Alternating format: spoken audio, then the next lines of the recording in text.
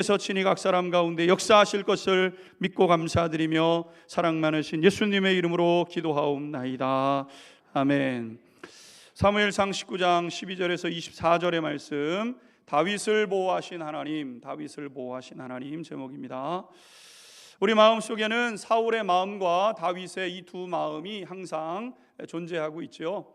다윗처럼 살고 싶지만 순간 보면 사울을 따라 행하고 있는 우리의 모습을 발견하게 되고, 다윗처럼 그렇게 살아야 되겠다고 결단을 하면서도 주저하고 있는 우리의 모습들을 종종 발견하게 됩니다.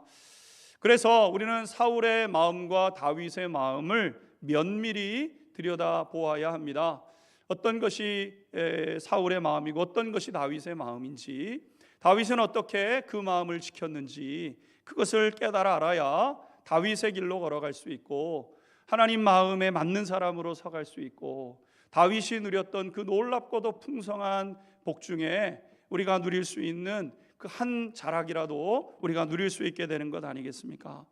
시간마다 사울의 마음은 십자가를 내려놓고 다윗의 마음을 선택하며 다윗의 길로 걸어가는 그런 우리 모든 성도님들이 되어야 될 줄로 믿습니다. 사울왕은 시간이 지나가면 갈수록 그의 히스테리는 심각해질 정도로 악화되었던 것이죠. 사울은 자신의 불안함과 불행의 원인을 다윗에게 찾았기 때문입니다. 다윗 때문에 명성을 잃게 생겼고, 다윗 때문에 인기를 잃게 되었고, 결국 다윗 때문에 내 인생길은 막히게 될 거다, 이렇게 사울은 생각하고 있었던 것이죠. 그러나 이 모든 것들은 다윗 때문에 그런 것이 아니라 내 마음을 다스리지 못한 사울의 그런 그 패착이었던 것 아니겠습니까? 사울은 큰 일을 감당해야 됩니다. 여러분, 큰 일을 감당해야 큰 복을 누리죠. 작은 일을 감당하고 큰 복을 누릴 수 있습니까? 그럴 수는 없습니다. 큰 일을 해야 큰 복을 누리게 되는 것이죠. 하나님은 사울에게 큰 일을 감당하라고 사울을 불러주셨습니다. 그런데 이 큰 일은 성령 하나님의 도우심이 아니고서는 감당할 수 없는 일 아니겠습니까? 내 앞에 뭐가 있는지도 모르는 인생길을 걸어가면서 무슨 수로 큰 일을 감당할 수 있겠습니까? 하나님은 성령을 도우시는 성령님을 사울에게 물붓듯 부어주셨는데, 이 사울이 그 성령 하나님의 도우심을 받지 못하고 있었던 거죠. 사랑하는 성도 여러분, 복된 삶을 살기 위해서는 반드시 성령 하나님의 도우심이 필요로 합니다. 때마다 시마다 우리 속 안에 계시는 성령 하나님의 그 인도하심을 잘 따라 걸어가셔서 하나님 안에서 복된 삶을 감당해가는 우리 성도님들이 되시기를 주님의 이름으로 축복합니다. 오늘 본문 말씀을 보게 되면 첫 번째, 다윗의 아내의 미갈의 불행한 삶에 대해서 성경은 말씀하고 있습니다. 12절 13절 말씀 읽고 하나님 말씀 공부해 가도록 하겠습니다. 12절 13절 함께 읽겠습니다. 시작. 미갈이 다윗을 창에서 달아내리매 그가 피하여 도망하리라. 미갈이 우상을 가져다가 침상에 누이고 염소털로 엮은 것을 그 머리에 씌우고 의복으로 그것을 덮었더니. 아멘. 미갈은 아버지가 사울 왕이죠. 사울 왕의 딸이 미갈인데, 미갈은 아버지 사울이 다윗을 죽이려고 마음을 먹었다는 사실을 이제 듣게 되었습니다. 요나단도 들었고 미갈도 알게 되었던 거죠. 그리고는 남편을 보호해야 된다. 아버지가 남편을 죽이려고 하는데 얼마나 여러분 마음이 괴롭고 힘들겠습니까? 미워하는 정도가 아니라 장인이 사위를 정말 아주 짓눌러 버리고 죽이려고 할 만큼 미워하고 있습니다. 미갈의 형편에 있어서는 이보다 괴로운 일이 없는 거죠. 일단 남편을 보호해야 되겠다. 남편을 보호해야 되겠다. 이렇게 이제 마음을 먹게 된 거죠. 사울은 군사를 보내서 다윗을 붙잡아 오라고 창을 던져서 죽이려고 했던 것이 실패로 돌아갔기 때문에 이제는 직접 붙잡아다가 죽일 마음을 갖게 된 거죠.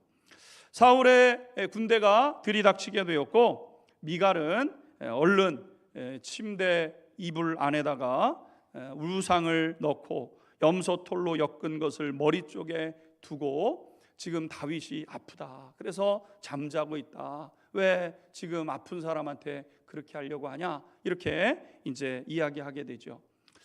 사울의 군사들 입장에서는 사울의 딸의 이야기를 함부로 할 수 없기 때문에 이제 기다리게 되었던 겁니다.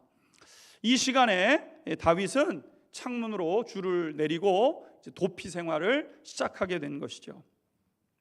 오늘 본문 속에서 한 가지 다윗의 행동을 유심하게 살펴봐야 할 부분이 있습니다.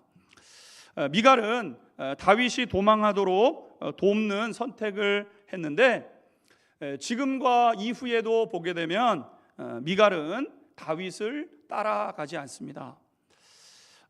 미갈은 다윗을 사랑했고 다윗을 도와주었습니다. 그런데 그냥 다윗이 이제 도망자의 생활을 하니까 얼마나 위험하고 고된 일이 있겠습니까? 미갈은 따라가지 않습니다. 나중에 아둘람이라는 동굴에 모여서 400명 가량의 사람들이 모이고 있을 때도 미갈은 그냥 왕궁에 거하고 있었고 다윗은 도피 생활을 계속하게 되었던 것이죠. 그러니까 이 다윗과 처음 결혼한 이 여인이 미갈인데, 그러니까 본 부인인데 이 본 부인은 다윗을 따라 나서지 않게 된 겁니다. 왜 그랬습니까? 둘이 도망가봐야 고생길 뻔한데 뭐 굳이 도망칠 필요 있는가?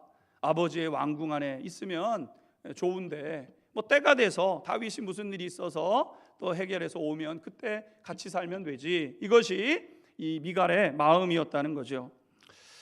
언뜻 보기에는 참 지혜로워 보이는 그런 면이 없지 않아 있습니다. 하지만 이제 미갈의 인생 전체를 놓고 해석을 해보게 되면 지금 미갈의 이 결정은 굉장히 어리석은 결정에 해당이 됩니다. 나중에 다윗이 이제 왕위에 올라서 영광을 누리게 되는데 이제 다윗이 한 10대 후반에 골리앗을 물리치고 여러 가지 상황들이 사건들이 있지 않았습니까? 결혼도 하고 나가서 사울의 명대로 어떤 자기의 군사적인 활동들을 다 하고 그랬습니다. 그러니까 한 20대 초반 정도 되지 않았을까 생각이 되는데 20대 초반에 있었던 다윗이 한 10여 년 더 고생을 하고 30살에 헤브론의 헤브론에서 왕을 이제 시작하게 되죠. 그런데 다윗이 이렇게 왕좌에 올라서 영광을 누리게 될 때 이 미갈의 자리는 그 어느 곳에도 없게 되었다는 겁니다. 본부인이었기 때문에 다윗과 함께 있었지만 다윗은 미갈을 찾지 않습니다. 그리고 미갈과 다윗의 사이는 깊은 어떤 그런 관계에 어려움이 있어서 두 사람이 서로 그렇게 화목하지 않은 그런 모습을 보이게 되는 거죠. 왜 이런 일이 있었습니까? 미갈은 다윗과 함께 고난받는 자리에 있기를 싫어했기 때문인 것이죠. 사랑하는 성도 여러분, 영광은 누가 누리게 되는가? 그랬을 때 고난을 함께 통과한 충성된 사람이 누리는 자리가 영광의 자리라는 겁니다. 영광의 자리가 우리 가운데 주어지는데 나는 고생은 하지 않고 고난은 하지 않고 뭔가 영광만 누리겠다. 여러분, 세상에 그런 것은 아무것도 없습니다. 내가 대가를 지불하고 고난과 그 슬픔을 감당하며 동고동락한 사람의 자리가 그 영광스러운 자리인 것이지, 상대방이 어려움이 있는데 그 어려움을 쏙 피하고 나중에 무슨 어떤 이권과 거기에서부터 주어지는 유익만 얻을 수 있는가? 여러분, 세상에는 그런 자리가 없어요. 이것은 주님이 오실 때도 마찬가지 아니겠습니까? 주님이 이 땅에 오실 때 주님께서 영광에 동참할 수 있는 사람은 누구냐면 주님께서 말씀하신 그 짐들을 같이 짊어지고 주님과 함께 고난과 고생을 감당한 것이죠. 나중에 다윗이 왕좌에 올랐을 때 다윗의 주변에 있었던 사람들은 다윗과 함께 그 고되고 힘든 시간들을 함께 통과했던 그런 사람들이 그 자리에 앉았던 것을 보게 됩니다. 사랑하는 성도 여러분, 믿음의 삶에 있어서 우리에게 있어서 중요한 것은 뭐냐면 하나님이 우리에게 맡겨주신 삶의 고난을 마다하지 않는 거예요. 감당해야 될 고난이라고 한다면 기꺼이 이것을 짊어지고 나갈 때 거기에 기쁨을 누리게 되는 것이죠. 미갈은 다윗의 용맹함과 그가 누리던 인기를 좋아했습니다. 사람들이 다윗을 막 칭찬하니까 저 정도 사람이면 내 남편으로도 손색이 없지. 남편이 지금 저 밑으로 내려가게 됐어요. 그랬더니 고생은 그냥 남편이 하도록 내버려 둔 것이죠. 이러한 미갈의 어리석음은 또 다른 사건을 통해서 드러나게 되었는데, 다윗이 도망친 것을 알고 사울 왕이 이제 미갈을 부릅니다. 너 딸이 돼가지고 왜 다윗이 도망치도록 그렇게 이야기했어? 왜 도망치도록 도와줬어? 이렇게 이야기를 하니까 미갈이 이렇게 대답을 합니다. 17절 같이 한번 읽도록 하겠습니다. 17절입니다. 시작. 사울이 미갈에게 이르되 너는 어찌하여 이처럼 나를 속여 내 대적을 도와 피하게 하였느냐? 미갈이 사울에게 대답하되 그가 내게 이르기를 나를 놓아 가게 하라. 어찌하여 나로 너를 죽이게 하겠느냐 하더이다 하니라. 아멘. 미갈은 뭐라고 대답을 하냐면, 아버지, 제 남편이 죽이겠다고 하는데 그러면 어떡합니까? 남편이 죽이겠다고 그냥 협박을 하는 바람에 어쩔 수 없이 남편 도망가도록 도와준 겁니다. 이렇게 이제 이야기를 하게 된 거죠. 물론 이 일로 인해서 미갈은 아버지 사울의 분노에서부터는 벗어나게 됩니다. 그래, 남편이 그랬다 그러면 어쩔 수 없지. 다윗이 죽이겠다고 그랬으면 그래 너는 살았어야지, 잘했다, 이렇게 하고 넘어가는 상황이 됐을지는 모르지만, 나중에 보게 되면 사울과 다윗의 관계는 악화일로를 걷는 이유가 되는 거죠. 그렇지, 그럴 줄 알았어. 다윗이라는 놈이 내 딸도 죽이려고 했고 나도 죽이려고 하는 게 틀림이 없어. 이렇게 다윗을 더 오해하게 하는 그러한 길이 될 수밖에 없었던 것이죠. 미갈은 현재의 안전과 안락은 지켰습니다. 그러나 그녀의 미래는 오히려 어둡고 불투명해지는 상황이 되게 된 거죠. 그때는 모면했습니다. 그때는 편안하게 지나갔습니다. 그러나 어두움의 시간을 남겨놓는 그런 일이 된 것이죠. 미갈은 지혜로운 것 같이 행동을 했지만 성경 전체를 통해서 그 여인을 보게 되면 미련한 길을 선택한 여인인 것이죠. 사랑하는 성도 여러분, 고난을 두려워하지 마십시오. 마땅히 치러야 될 대가 치르게 되다 보면 하나님이 준비하신 영광과 그 길들이 우리 성도님들 앞에 열려지고 펼쳐지게 됩니다. 하나님 앞에서 이 고난을 잘 감당해가는 성도님들 되시기를 주님의 이름으로 축복합니다.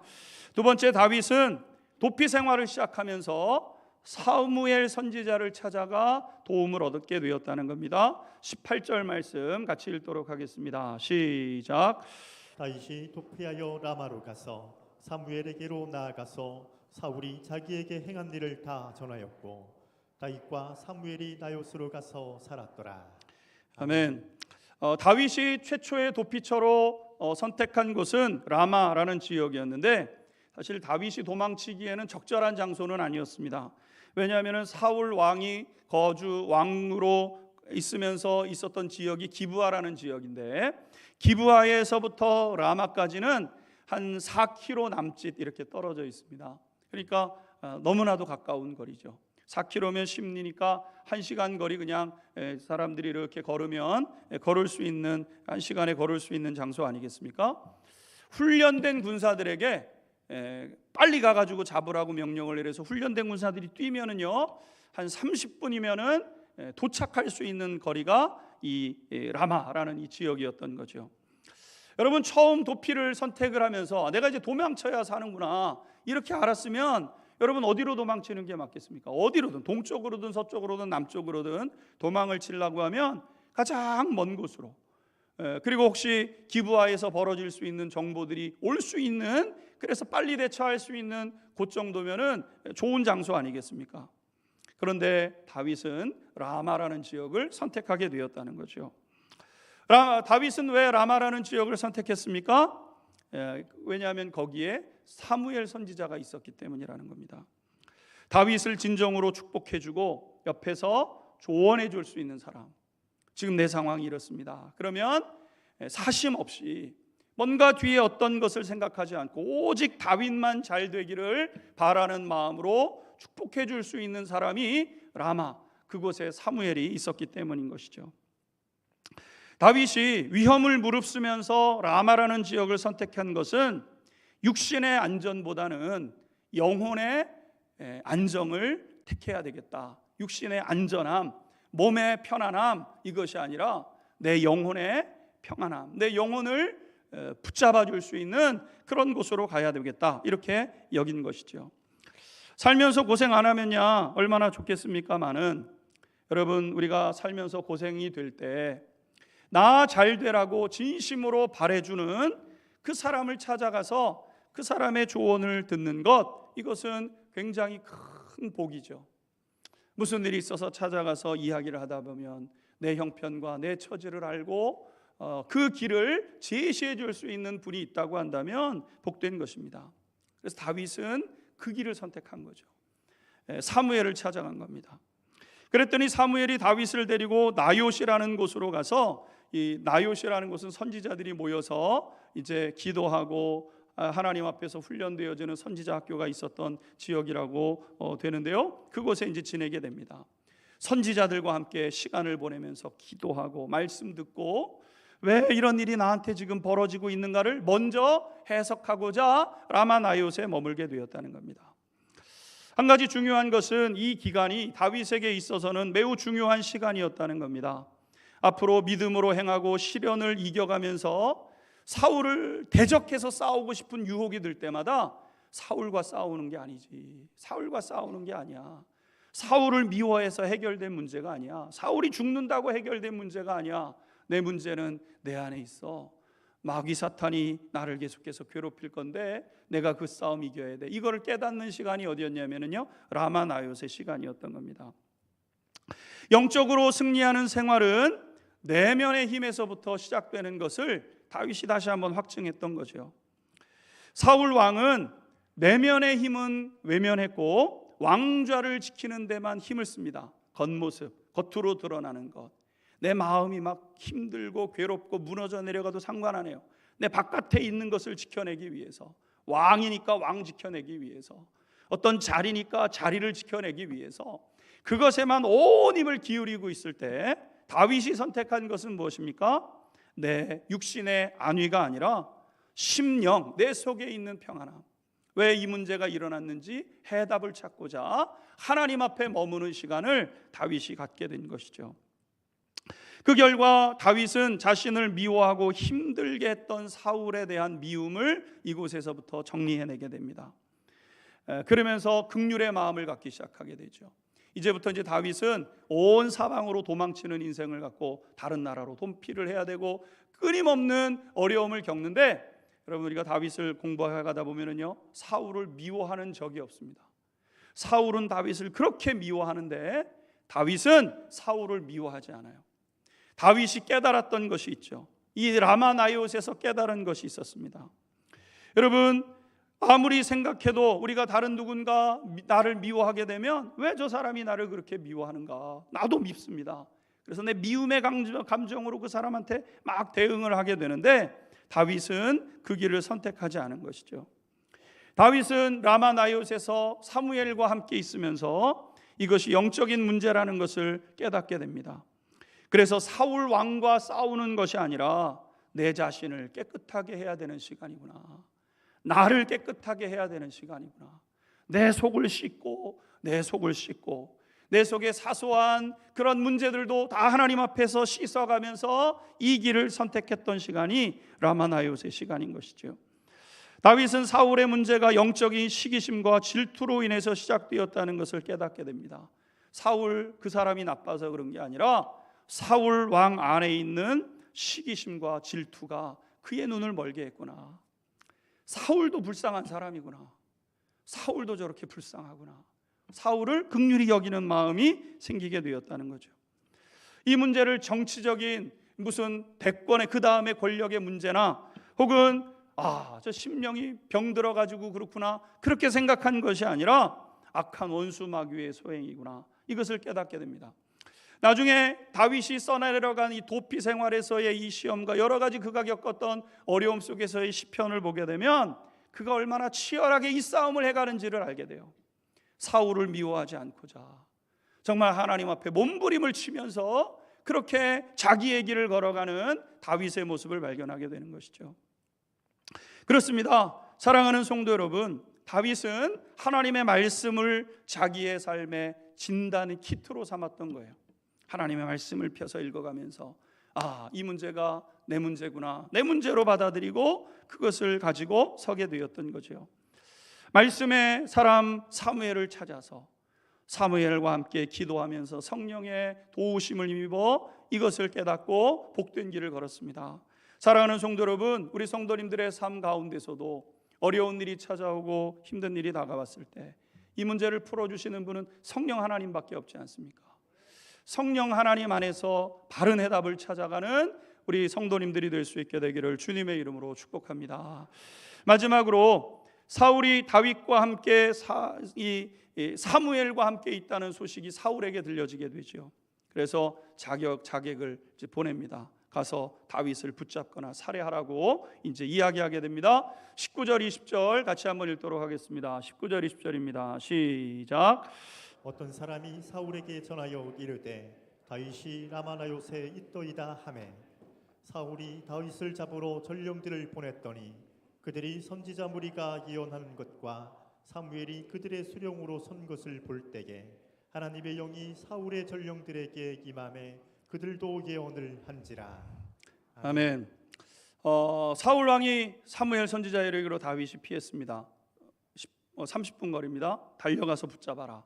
이제 달려갑니다. 군인들이 다윗을 붙잡으러 막 달려가는데 놀라운 일이 벌어지게 되죠. 이 군인들한테 하나님의 영이 임하신 겁니다.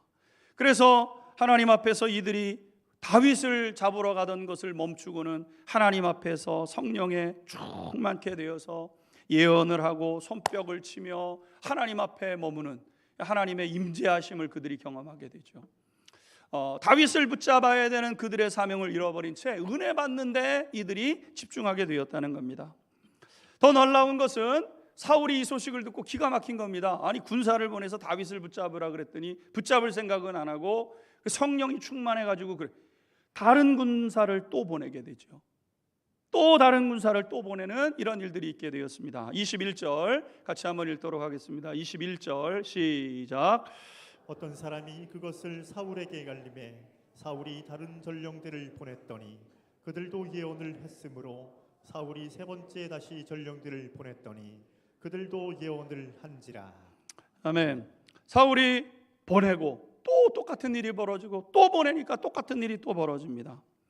나중에는요 참지 못하고 내가 직접 간다 이러고 직접 길을 나서게 되는데 놀라운 것은 하나님께서 그 성령이 떠났던 그 사울에게 임하신 거예요. 왜? 다윗을 살리려고 임하신 거죠. 그래서 이 사울에게도 하나님의 영이 임하게 되는 사건이 있었습니다. 23절 24절 읽도록 하겠습니다. 23절 24절 시작. 사울이 라마라요스로 가니라. 하나님의 영이 그에게도 임하시니 그가 라마라요스에 이르기까지 걸어가며 예언을 하였으며 그가 또 그의 옷을 벗고 사무엘 앞에서 예언을 하며 하루 밤낮을 벗은 몸으로 누웠더라. 그러므로 속담에 이르기를 사울도 선지자 중에 있느냐 하니라. 아멘. 사울이 다윗을 붙잡으러 라마나요스로 가는데 가면서부터 이 하나님의 영이 임하시기 시작한 거예요. 하나님의 영을 쫓아내고 그래서 하나님의 영의 역사가 사라진 지가 오랜데 하나님의 영이 사울을 붙잡죠. 사울을 위한 게 아닙니다. 다윗을 살리려고 하나님의 영이 그에게 붙잡게 되죠. 그러니까 자기도 다윗을 죽이겠다고 쫓아가고 있다가 그냥 하나님의 영에 사로잡혀서 예언을 하고 또 하나님 앞에 머물고 그 성령의 불이 임해서 견딜 수 없어서 온 몸을 벗어낸 채 그가 그 자리에 있게 되었고 바른 길을 선택하게 되는 거죠. 다윗 쪽에서 해결된 문제 아닌데 다윗 탓해서 해결될 문제 아닌데 그것을 거기서 내려놓는 경험을 하게 됩니다. 오늘 말씀을 통해서 우리가 마지막으로 배우게 되는 것이 무엇입니까? 여러분 하나님을 존중하고 하나님을 인정할 때 하나님께서 그 백성들을 보호해 주신다는 겁니다. 사랑하는 성도 여러분, 하나님의 말씀과 함께하는 동안 누가 다윗을 보호하셨냐면 하나님이 보호하신 거예요. 다윗이 하나님의 말씀을 붙잡아야 되겠다고 그가 생각을 했을 때 말씀을 붙잡는 그 순간부터 하나님께서 다윗을 보호하시죠. 30분 거리면 붙잡힐 수 있는 거리에서도 다윗은 붙잡히지 않고 그의 생활을 할 수 있게 되었다는 겁니다. 우리가 하나님의 말씀을 존중하게 되면 때로는 무장해제를 하고 스스로 위험에 빠지는 것 같지만 그래서 스스로 무덤을 파는 아이고, 저 때가 어느 때인데 하나님 말씀 붙잡고 하나님의 말씀이 뭐 이렇게 대수라고 하나님 말씀 붙잡는다고 저러고 있는가? 여러분, 하나님의 말씀을 붙잡고 있는 그 순간에, 예수님의 옷자락을 붙잡는 그 순간에 능력이 예수님에게서부터 혈루병 여자에게 나아갔던 것처럼 하나님의 말씀을 붙잡는 그때에 하나님의 역사가 나타나게 되는 줄로 믿습니다. 춘천에서 부교육자로 있을 때 슈퍼마켓을 경험하던 집사님 내외가 있었습니다. 시골에서 올라와서 이제 아파트 앞에 마켓을 하나 이제 차린 겁니다. 신앙이 좋은 분들이어서 이분들 마음 가운데 늘 고민이 있었어요. 주일 지켜야 되는데, 어려서부터 주일 지켜야 된다고 훈련받고 주일 지키겠다고 하면서 살았는데, 막상 도시에 올라와 가지고 마켓을 하면서는 이게 선뜻 되지를 않았던 겁니다. 주변에 상가에 마켓들이 많고 일반적으로 주일날은 매상의 2배 정도의 수익이 나기 때문에 주일날 하루 문 닫으면 30일 중에서 8일치를 못 파는 겁니다. 그러니까 손해가 이만저만한 게 아니죠. 처음에는 이 손해 보고 나서는 시골에서 올라왔다가 괜히 망해가지고 시골 내려가는 것도 그렇고, 그러니까 주일에 문을 열고 그리고 일을 하게 된 거예요. 이분들이 일을 하게 되는데요, 1년에 딱 이틀 쉽니다. 명절 당일날. 그래서 추석 때 하루 쉬고 설날 하루 쉬고, 일주일에 1년에 363일을 일하는 거예요. 363일. 처음에는 열심히 일을 했습니다. 그런데 이렇게 하다 보니까 의욕이 없는 겁니다. 도대체 내가 이러려고 왔는가? 아침이 일찍 문을 열기 시작해가지고 밤 11시까지 문을 닫는데, 내외가 마켓을 경영해야 되니까 남편이 아침이 일찍 나가서 문을 열고, 그러면 아내 되시는 집사님이 집안일 살림을 해놓고 오전 중에 나와요. 오후 중에 이제 가면 남편이 가서 잠깐 자고, 또 저녁에 와가지고 애들 오기 전에 하면 부인은 가서 또 애들을 보고, 남편은 11시까지 있다가 문을 닫고 들어갑니다. 이걸 363일을 이들이 계속 하게 되는 거죠. 하다 보니까 의욕이 상실되고, 도대체 내가 뭘 하러 여기에 왔는가, 이런 자괴감도 들고, 그렇게 하다가 안 되겠다, 일단 주일문 한번 닫아봐야 되겠다 마음을 먹고 주일을 닫은 거죠. 그러면서 이제 주일을 하루 온전히 쉬게 되는데, 이제 그 교회에서는 이제 주일 이제 기다려지는 겁니다. 이분이 고백이 그래요. 주일을 기다려진다. 이제 이틀 자면 주일입니다. 목사님, 제가 뭐 살아가면 이틀 있으면 주일입니다. 목사님, 저는 주일이 싫은데 그분은 주일이 너무너무 기다려지는 거예요. 얼마나 주일을 기다리는지 몰라요. 주일 막 기다리는 겁니다. 오후에 공을 찼습니다. 그 이제 교회에서 이제 축구팀이 있어서 공 차는 걸 워낙 좋아하시는 분이어가지고 그냥 공을 그냥 온 사방으로 막 차면서 뛰어다니시는 거예요. 성도님들과 또 1:1 제자 양육을 하시기도 하고, 1:1 제자 받고 또 제자 양육을 하시고, 성도님을 막 붙잡고 자기 삶의 얘기를 하고 간증을 하고 막 축구를 하고 그러시는 거예요. 그러면서 이분이 그 축구를 하고 같이 뭐 음료라도 이렇게 마시게 되면, 목사님 저는 주일이 너무 좋아요. 주님, 목사님 저는 목사님 너무 좋아요. 막 이러면서 저한테 막 전도를 하시는 거예요. 주일 좋아하라고. 주일이 너무 좋다고 이야기를 하는 겁니다. 그러면서 전 주일만 기다리고 주일날 세이 먹고 주일날 힘 가지고 일주일 삽니다, 목사님, 이러면서 이야기를 합니다. 나중에 한 1년쯤 지나고 나서 집사님이 얘기를 해요. 계산을 해보니까 매출이 그렇게 많이 줄지는 않았어요. 할만할 것 같아요. 그러면서 자기는 계속 그렇게 하시겠다고 이야기를 했습니다. 제가 이 말씀을 드리는 것은 한 가지입니다.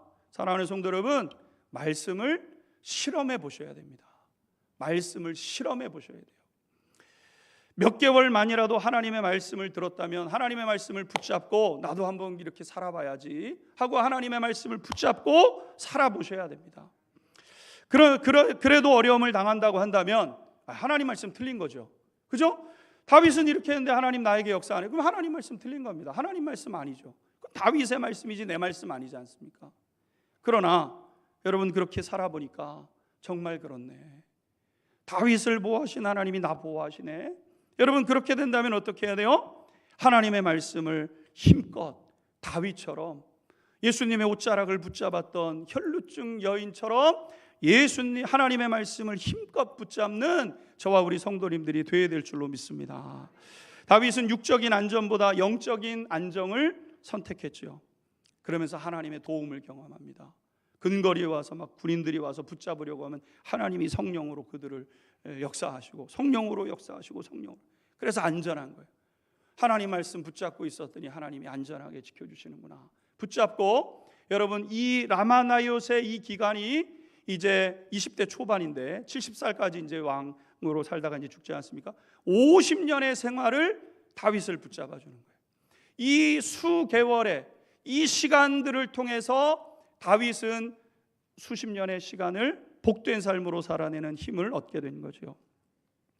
사랑하는 성도 여러분, 다윗은 자신의 삶의 절정기에 이르렀을 때 모든 것을 내려놓고 도망치는 신세가 되었습니다. 골리앗과 싸웠던 어려워 그렇게 해서 얻었던 지위, 결혼했던 결혼 생활, 명예 다 버리죠. 그런데 여러분 놀랍게도 하나님께서 이럴 때 나를 도와주시는구나. 이것을 경험하게 됩니다. 다윗은 많은 수업료를 지불했지만 그만큼 중대한 힘을 얻게 되었던 거죠. 사업이 실패하고 건강을 잃어버리고 관계가 어려움을 겪을 때 도대체 이 문제는 왜 나한테 왔는가? 하나님 앞에서 씨름하면서 하나님 앞에만 머무는 거예요. 하나님 앞에만. 그냥 성령으로 충만해서 아무 일도 하지 않고 하나님 앞에만 머물면서 라마나요세 시간을 보낼 때 그가 깨달아지고 그 깨달아진 그 믿음이 그의 한평생을 지키며 복된 걸음으로 걸어냈던 것이죠. 대가를 지불했지만 더 큰 복을 얻는 길로 걸었던 것이 다윗의 삶 아니겠습니까? 사랑하는 성도 여러분, 그러므로 고난의 시간을 잘 지나가는 우리 성도님들 될 수 있게 되기를 주님의 이름으로 축원합니다. 그래서 다윗의 복을 누리는 우리 복된 성도님들 되시기를 주님의 이름으로 축원합니다.